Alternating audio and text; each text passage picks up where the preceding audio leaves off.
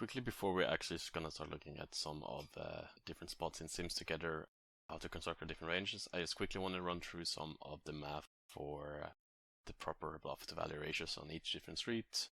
I think this will be fairly important for you guys to be able to visualize how to construct your ranges properly on each different street. So just starting off, I just want to mention for example, the formula you generally use for calculating your optimal bluffing frequency.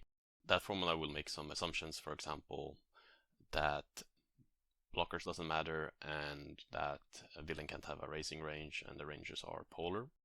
So in general, for flops, sort of the optimal bluffing frequency will be calculated will be a bit less, and then it will more so hold true on turns and rivers. So for example, if we take a look at 30% flop bet, 50% 7 bluff, if you run the formula, it will tell you to bluff closer to 62%, for example. So that's a spot where you sort of will have to look at the output of a solver and adjust. But for example, when you start overbetting flops, it will hold more true again. I think this is because when you overbet flops, the range is more polar and villain in general won't have a raising range or a very, very tiny percentage of raises. And then on turns and rivers, it tends to hold true.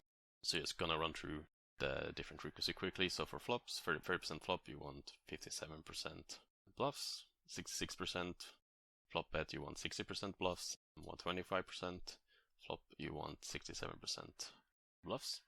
And then on turns, 67%, you want 49% bluffs.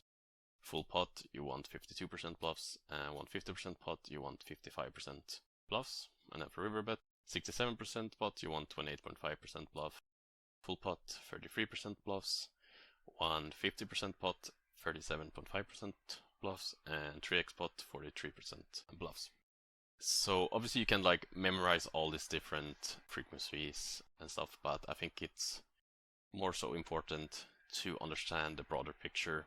So in game you can more easily visualize how to properly construct your different ranges, because you might have heard a common thing that I mentioned when you're studying like Fury and stuff, that on flops you want 2-to-1 bluff value, turn 1-to-1, river 0.5 to 1 value.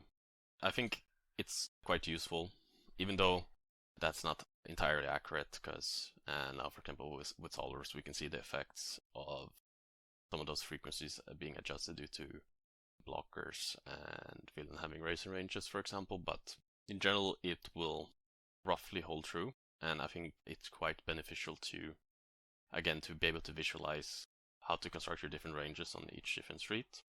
So for example, if you bet flop and you get a turn, you know roughly that you want your range want to consist of roughly half fluff, half value, for example. So you know from flop you want to give up a fair amount of your bluffs, and then again when you get to rivers, again you know you want to be roughly giving up half of your turn bluffs on rivers again. So I think that's a very broad way to look at it, but I think it's very beneficial to, again, to visualize in game how to construct your different ranges, and also sort of instill the concept of this is just a good fundamental poker of you always want to be giving up some bluffs on each street. Especially I think in heads up, it can be quite easy to overbluff because the ranges are so wide. So you will have plenty of hands that will always look quite enticing to either start bluffing or continue barreling for turns and rivers. But if you do that, you will, again, overbluff.